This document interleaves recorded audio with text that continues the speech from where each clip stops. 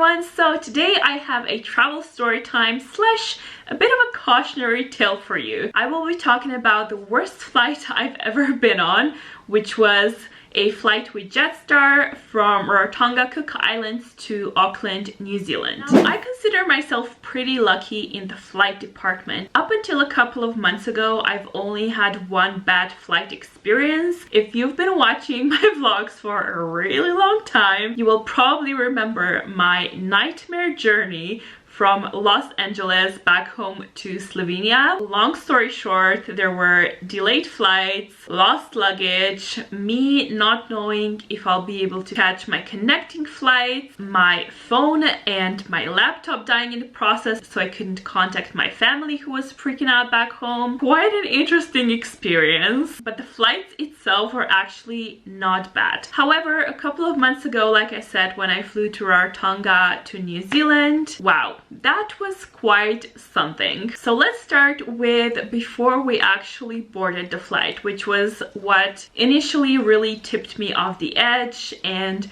made the whole experience for me even less enjoyable. So our baggage allowance for the trip around New Zealand and Rarotonga was 32 kilos for the international flights and 23 kilos for the internal flight, so the flight from New Zealand to Rarotonga. So yeah, we kind of stuck to the 23 weight limit. What we weren't aware of was that our baggage allowance for the flight from Rarotonga back to Auckland, New Zealand was only 20 kilos. Our flights were booked by an agency. Unfortunately, I wouldn't recommend the agency at all because they literally screwed up every single thing on the list and made our journey a lot more stressful, not less stressful, which is the reason why we chose to book flights through an agency. But anyways, so yeah, we've only discovered our baggage allowance is 20 kilos like a day before. We got rid of everything we could, but of course we had, you know, tons of presents for our family and friends and just, you know, lots of essentials that we had with us on a 3-week trip. Anyway, we got rid of everything we could. Our suitcases were about 23 kilos each, so we're just like, you know, whatever, we're just gonna pay excess baggage and that's gonna be it. It's probably gonna be expensive, but whatever. Having said that, when we got to the airport and checked in, the lady at the Jetstar counter told us we cannot pay excess baggage and that we actually aren't allowed to go on the flight before we get rid of all the extra kilos in our luggage. Now, this is something I've never experienced before, and I've been on literally 100 flights all across the globe. Lots of low budget airlines as well. You can always pay for excess baggage, like always. And the maximum weight per suitcase is 32 kilos, and if you're over 32 kilos, you can just get an extra suitcase and pay for an extra suitcase, but not on a Jetstar flight apparently. So what happened was, for the next hour or so, we were standing at the counter trying to convince the lady to, you know, let us through, let us pay or something. But no, we had to get rid of 9 kilos of our luggage. And that meant that mostly I had to get rid of my luggage because, well, I don't know why, but I like took one for the team. My heart still hurts me just to say it. I had to get rid of hundreds, I mean like hundreds of euros worth of stuff. There was a lot of like high-end makeup that I literally chucked away. I had to throw away a whole bunch of shoes. I threw away my favorite towel.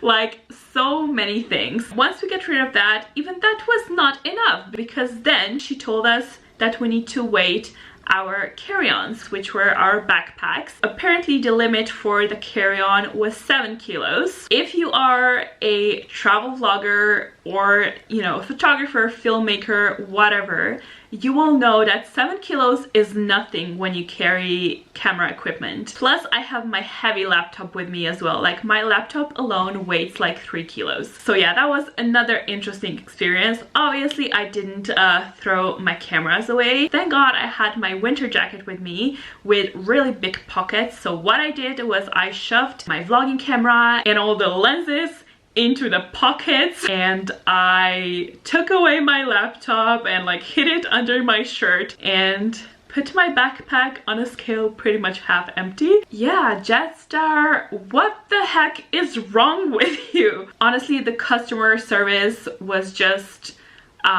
horrendous. They were not nice and understanding at all. It was like a very bitter ending to my trip to Rarotonga, which was amazing. This is actually the reason why I haven't included this bit into my Rarotonga vlogs, because the trip itself was lovely, the island was lovely, the people were great, but that end bit at the airport just kind of ruined the whole experience for me. Anyway, so once we threw half of our belongings away, we were finally allowed to go through security and board the flight, which was an experience on its own as well. It was only a 3 hour long flight, or maybe 4 hour long flight, which to me is not a long flight at all. Our flight from New Zealand onwards was like 17 hours long for reference. But yeah, even though the flight was short, it was like literally the worst flight I've ever been on. The seats were so uncomfortable. I can be on a really long flight and I'll only stand up a couple of times to go to the toilet and to stretch my legs and stuff like that. Normally I can make myself feel quite comfortable, but this one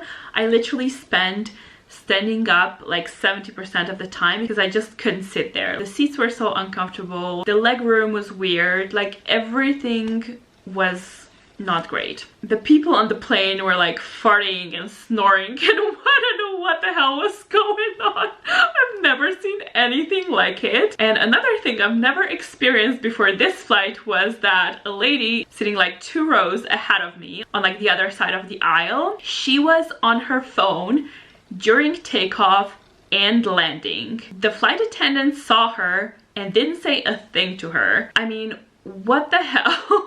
First of all, I'm really impressed with her phone or like SIM card or whatever, because the fact that you get it to work miles up the air is pretty impressive. But yeah, like what the hell? Literally #1 rule, please turn off your phones and electronic devices during takeoff and landing. It just made me feel really unsafe, really anxious. And yeah, the lady was just like blabbering away on her phone when we were already like pretty much completely up in the air. And same thing on the way down. And no, she didn't have just her like phone switched on and like doing, you know, voice notes or whatever. No, she was actually on the phone talking to someone. A guy in front of her actually then later freaked out and like yelled at her.